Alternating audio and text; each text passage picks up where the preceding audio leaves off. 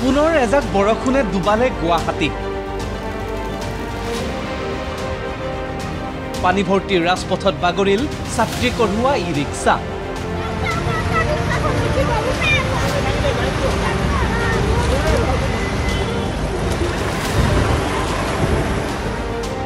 যোৰাবাটৰ পানী ভাঙিয়েই উজনিলৈ গ'ল মুখ্যমন্ত্ৰী।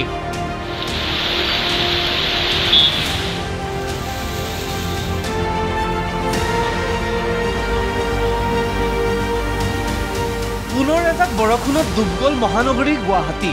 ঠায়ে ঠায়ে সৃষ্টি হ'ল কৃত্ৰিম বান, তীব্ৰ যান-জঁট। প্ৰথমে এই দৃশ্যলৈ মন কৰক।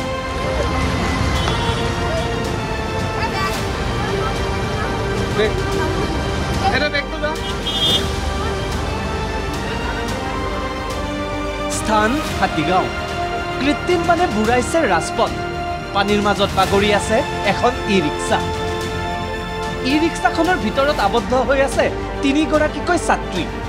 পানী ভৰ্তি হৈ থকাৰ বাবে ৰাজপথৰ গাঁতত পৰি বাগৰি পৰে ই ৰিক্সাখন। অৱশ্যে স্থানীয় লোকৰ তৎপৰতাত ছাত্ৰী কেইগৰাকী সুকলমে উদ্ধাৰ কৰাৰ লগতে উদ্ধাৰ কৰা হয় ই ৰিক্সাখনো।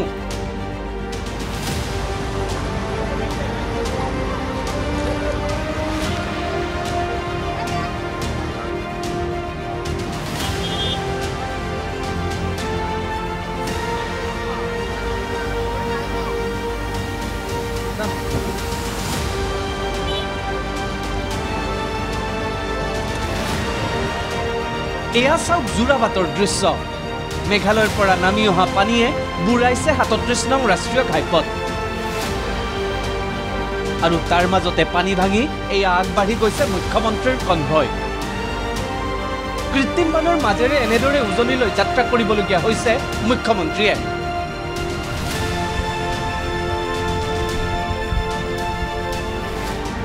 এইবাৰ চাওক হাতীগাঁৱৰ সিজুবাৰী প্ৰাথমিক বিদ্যালয়ৰ দৃশ্য। একাঠু পৰ্যন্ত পানী বিদ্যালয়খনৰ চৌহদত। কৃত্ৰিম বানৰ বাবে আধাতে সামৰিবলগীয়া হৈছে পাঠদান। পঢ়া শুনাও নষ্ট হয় বাৰু ইমান পানী হ'লে, আৰু আধা ক্লাছতে আজি গুচি যাব। চৰকাৰলৈ স্কুলখন পানী নোহোৱাকৈ জনালোঁ, আৰু চৰকাৰে জলদি মানে স্কুলখন ভাল কৰি দিয়ে। কিমান পঢ়া শুনা নষ্ট হয়। একজাক বৰষুণ হ'লে আমাৰ স্কুলটো এনেকৈ পানীত ডুব যায়। এইটো আজি নহয়, আজি কেইবাবছৰ এইটো হৈ আছে। মানে চাৰিওফালে মানে ওখ হৈ আছে, ইফালে দ হৈ আছে, আৰু নালাগতে আমাৰ ভাল নহয়। ইফালে বাহিনীৰ যিটো নদী আছে সেইটো বন্ধ হৈ আছে, পানীখিনি যোৱাৰ ৰাস্তা নাই।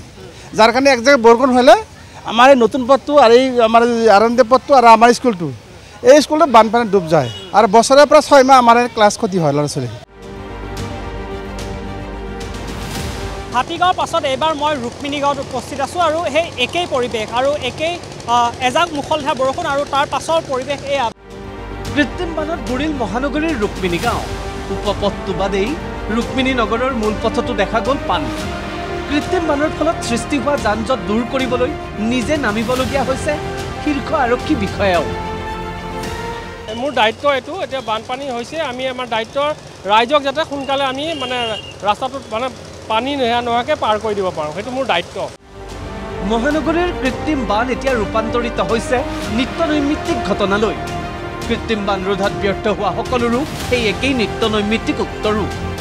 শুনক কি ক'লে GMCৰ মেয়ৰ মৃগেন শৰণীয়াই। সমস্যা সমাধানৰ কাৰণে ব্যৱস্থা গ্ৰহণ কৰিছে। ইতিমধ্যে আমাৰ কিছু নলা নৰ্দমাৰ কাৰণে আমাৰ যিখিনি বনোৱাৰ ক্ষেত্ৰত আমাৰ যিখিনি আমাৰ পৰামৰ্শ আগবঢ়াব ইতিমধ্যে আমাৰ কোম্পানীক দিয়া হৈছে, সেইখিনি আমাৰ GMDৰ দ্বাৰা হ'ব। আৰু আমিও যিটো আমাৰ চিল ট্ৰেপ তাতে আমাৰ আছে হেৰি আমাৰ কি ভেটেনাৰী কলেজৰ ভিতৰত, সেইখিনি আমাৰ ইতিমধ্যে আমাৰ ড্ৰোন ছাৰ্ভে হৈছে। তাতো আমি আৰু অধিক আমি যদি চিল ট্ৰেপ বনাব পাৰোঁ, তো সেইকাৰণে যোৰাবাটৰ পানীখিনি আমি তাতে অলপ ৰখাব পাৰিম, আৰু সামূহিকভাৱে আমি ৰখাই পৰ্যায়ক্ৰমে আমি পানীখিনি এৰি দিলে আমাৰ যি পাঞ্জাৱীত পানীটো হয় সেই মানে ৰখাব পাৰিম। শিলকাকত যিটো আমি পাম্প ছেট বনাইছোঁ তাৰ পৰা বহুখিনি পানী আমাৰ শিলকাকত আছে, আৰু শিলকাকত আৰু অলপ খান্দাৰ মানে আৱশ্যকতা আছে। শিলকাকত এটা দীপৰ বিলৰ নিচিনা সমগ্ৰ পানী ৰখাৰ কাৰণে সংৰক্ষণ কৰাৰ কাৰণে ব্যৱস্থা গ্ৰহণ কৰি। বৰষুণ আহিলেই এতিয়া দুশ্চিন্তা বৃদ্ধি হয় মহানগৰবাসীৰ। এজাক বৰষুণতেই জলমগ্ন হৈ পৰে মহানগৰীৰ বিস্তীৰ্ণ অঞ্চল। কিন্তু বছৰ বছৰ ধৰি দিয়া প্ৰতিশ্ৰুতি কোটি কোটি টকা খৰচ কৰিও এতিয়ালৈ গুৱাহাটীক কৃত্ৰিম বানমুক্ত কৰিব পৰা নাই চৰকাৰ কিংবা বিভাগীয় কৰ্তৃপক্ষই। ভিডিঅ' জাৰ্নেলিষ্ট কাকলি কাকতিৰ সৈতে মছফিক হুছেইনৰ সহযোগত ব্যুৰ' ৰিপৰ্ট ND24।